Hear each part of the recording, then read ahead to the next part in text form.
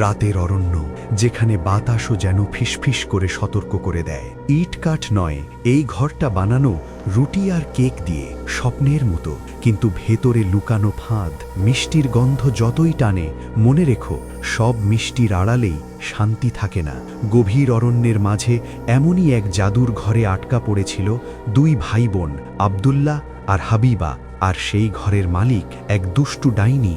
তারা কি সেই ভয়ঙ্কর ডাইনি বুড়ির হাত থেকে বাঁচতে পেরেছিল, নাকি তাদের হাড়গোড় চিবিয়ে খেয়েছিল সেই রাক্ষসী? এখানে কেউ শুধু পথ ভোলে না, কখনো কখনো পথটাই হারিয়ে যায়। আজকের গল্প জাদুর রুটির ঘর ও ডাইনি বুড়ির ফাঁদ। শেষ পর্যন্ত সাথেই থাকুন।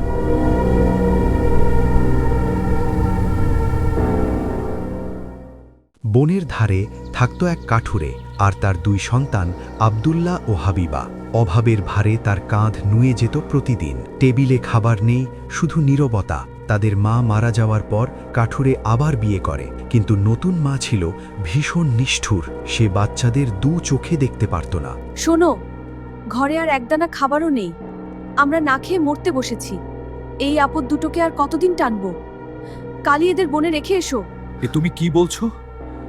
আমার নিজের সন্তানদের আমি বাঘ ভাল্লুকের মুখে ফেলে আসব? আমি কিছুতেই পারবো না। পারবে না মানে? তাহলে আমরা সবাই মিলে না খেয়ে মরি। কাল সকালে ওদের নিয়ে যাবে, ওকে? আর কোনো কথা শুনতে চাই না। কাঠুরে নিরুপায় হয়ে রাজি হলো, কিন্তু সে জানত না পাশের ঘরে জেগে থাকা আব্দুল্লাহ আর হাবিবা সব শুনে ফেলেছে। ভাইয়া, মা আমাদের মেরে ফেলতে চায়, আমরা কি করব? কাঁদিস না বোন, আল্লাহ আমাদের সহায় আছেন। আমি একটা বুদ্ধি বের করেছি, তুই শুধু আমার উপর ভরসা রাখ। সে পকেট ভর্তি করে নিল সাদা নুড়ি। আব্দুল্লাহ কি পারবে তার বোনকে নিয়ে এই বিপদ থেকে রক্ষা পেতে, নাকি সৎ মায়ের ষড়যন্ত্রই জিতবে? তাদের ভাগ্যে কি আছে সেটা জানার আগে আপনারা যারা এখনো আমাদের চ্যানেলটি সাবস্ক্রাইব করেননি, এখনই করে ফেলুন এবং পাশের বেল আইকনটি টিপে দিন। আর ভিডিওটিতে একটি লাইক দিতে ভুলবেন না। ওঠো বাচ্চারা, আজ আমরা বনে কাঠ কাটতে যাব। এই নাও তোমাদের জন্য রুটি। খবরদার এখনই খেয়ে ফেলো না যেন। পরদিন খুব ভোরে সৎমা তাদের ঘুম থেকে ডেকে তুলল। তার চোখে ছিল হিসাব। আজ সে ভুল করবে না। পথটা সুন্দর, কিন্তু উদ্দেশ্য ছিল নিষ্ঠুর। আব্দুল্লাহ আগের রাতেই পকেটে সাদা নুড়ি পাথর ভরে রেখেছিল। বনে যাওয়ার পথে সে একটু পর পর একটা করে পাথর ফেলতে লাগলো। আব্দুল্লাহ, বারবার পেছনে তাকাচ্ছিস কেন? বাবা, আমার সাদা বিড়ালটা ছাদের উপর বসে আছে, ও আমাকে বিদায় জানাচ্ছে। অজুহাতটা ছিল ঢাল, সন্দেহ আটকাতে। বোকা ছেলে, ওটা বিড়াল নয়, সকালের রোদ। জলদি পা চালা। যত ভেতরে তত নিঃশব্দ। গহীন বনে পৌঁছে কাঠুরে আগুন জ্বালালো। তোমরা এখানে বসো, আমরা কাঠ কেটে আসি।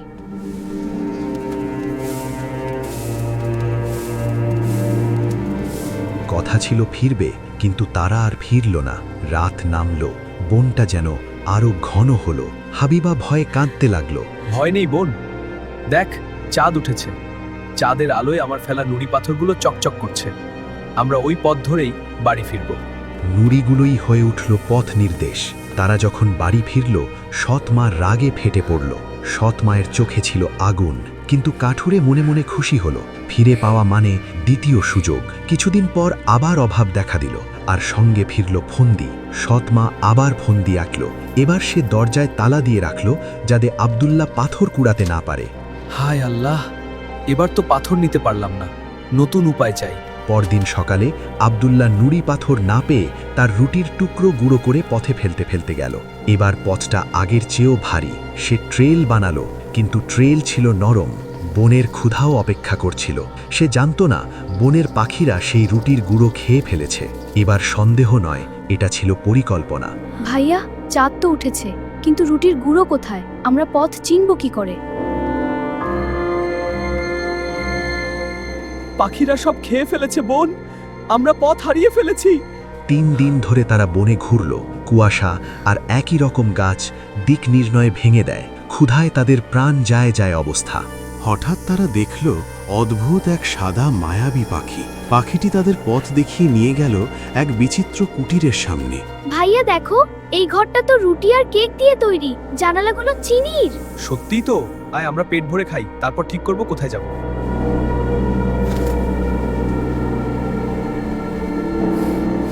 মিষ্টির আড়ালে লুকিয়ে থাকে বড় ফাঁদ। তারা যখন খাচ্ছিল হঠাৎ ঘর থেকে এক থুত্থুরে বুড়ি বেরিয়ে এলো। ওরে আমার সোনামানিকেরা, তোরা এসেছিস? আয় আয়, ভেতরে আয়। আমি তোদের জন্য আরো কত মজার খাবার রেখেছি। আব্দুল্লাহ থমকে তার বোনকে আড়াল করে। এই নির্জন বনে বুড়িকে দেখে তার সন্দেহ হয়, কিন্তু ক্ষুধা ছিল বেশি। খা খা, তোদের জন্য আরো আছে। কিন্তু ছায়াগুলো ছিল সন্দেহজনক। তারা জানতো না এই বুড়ি আসলে এক রাক্ষসী ডাইনি। সে বাচ্চাদের ভুলিয়ে এনে খেয়ে ফেলে।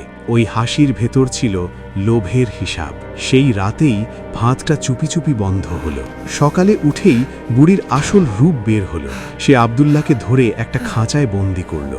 এই ছেলেটা বড্ড রোগা, একে খাইয়ে দাইয়ে মোটা করতে হবে, তারপর খাবো। না, দয়া করো। ভয় ছিল, কিন্তু হাবিবার ভেতর জেগে উঠল বুদ্ধি। আর তুই মেয়ে, যা জলদি জল নিয়ে আয়, রান্না বান্না কর।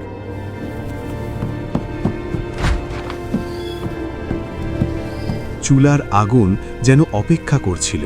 ভাইয়ের চোখ বলল, ধৈর্য ধর, পথ বের হবে। প্রতিদিন বুড়ি আব্দুল্লাহর আঙুল টিপে দেখত সে মোটা হয়েছে কিনা। কিন্তু আব্দুল্লাহ ছিল চালাক। সে আঙুলের বদলে একটা হাড়ের টুকরো বাড়িয়ে দিত। বুড়ির চোখে কম দেখত, তাই সে ভাবত আব্দুল্লাহ এখনো শুকিয়ে আছে। ধুর, 1 মাস হয়ে গেল, তাও এই ছেলেটা মোটা হলো না। আর তোর সয় না, কালই ওকে খাবো। দিন গুনে গুনে 1 মাস। ভয়ের ভেতরেও সে সাহস জমালো। কালই সব শেষ, জলদি জল গরম কর। এইবার বাঁচতে হবে বুদ্ধি দিয়ে। পরদিন সকালে বুড়ি হাবিবাকে বলল, চুলার ভেতরে ঢুকে দেখ তো আগুন ঠিকমতো জ্বলছে কিনা। হাবিবা বুঝতে পারল বুড়ি তাকেও পুড়িয়ে মারতে চায়। আমি তো বুঝতে পারছি না দাদিমা, কিভাবে ভেতরে ঢুকবো। মুখটা তো ছোট, একটু দেখিয়ে দেবেন? গাধি মেয়ে কোথাকার, চুলার মধ্যে ঢুকতে পারিস না? দেখ কিভাবে ঢুকতে হয়, শিখে নে। যেই না বুড়ি চুলার মুখে ঝুঁকল, হাবিবা এক ধাক্কায় তাকে চুলার ভেতরেই ঠেলে দিল। দড়াম করে দরজা বন্ধ করে দিল, আর ঘর কেঁপে উঠল চিৎকারে। চাবিটাই ছিল মুক্তির দরজা। ভাইয়া, ভাইয়া, ডাইনি মরে গেছে, আমরা মুক্ত, তালা খুলছি। হাবিবা দৌড়ে গিয়ে ভাইকে খাঁচা থেকে বের করল। এখনই বেরোতে হবে, দ্রুত। ব্যাগটা ফিরে এলো। পালানোর সময় হলো। তারা ডাইনির ঘরে অনেক মণিমুক্তা আর সোনাদানা পেল। সেগুলো নিয়ে তারা বাড়ির পথ ধরল। বেশি না, শুধু যতটা দরকার।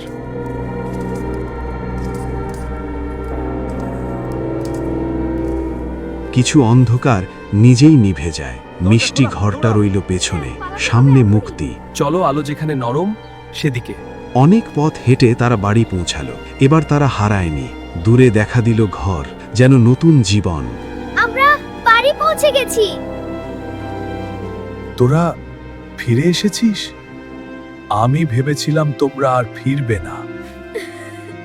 এসো, আমার কাছে এসো। তাদের বাবা তাদের দেখে জড়িয়ে ধরে কাঁদতে লাগলো।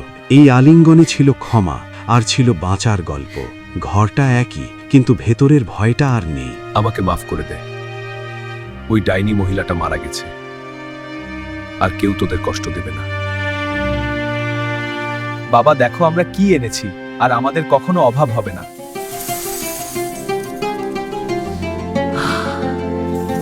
সেই থেকে তারা সুখে শান্তিতে বসবাস করতে লাগলো। তাদের আর কোনো দুঃখ রইল না। বন্ধুরা, এই গল্প থেকে আমরা শিখলাম, বিপদে ধৈর্য হারাতে নেই। বুদ্ধি আর সাহস থাকলে যে কোনো বিপদ থেকে মুক্তি পাওয়া যায়। আর লোভী ও নিষ্ঠুরদের পতন অনিবার্য। আর ভালোবাসা শেষ পর্যন্ত যেতে। গল্পটি ভালো লাগলে অবশ্যই সাবস্ক্রাইব এবং লাইক করে আমাদের সঙ্গেই থাকুন। দেখা হবে পরের ভিডিওতে। আল্লাহ হাফেজ।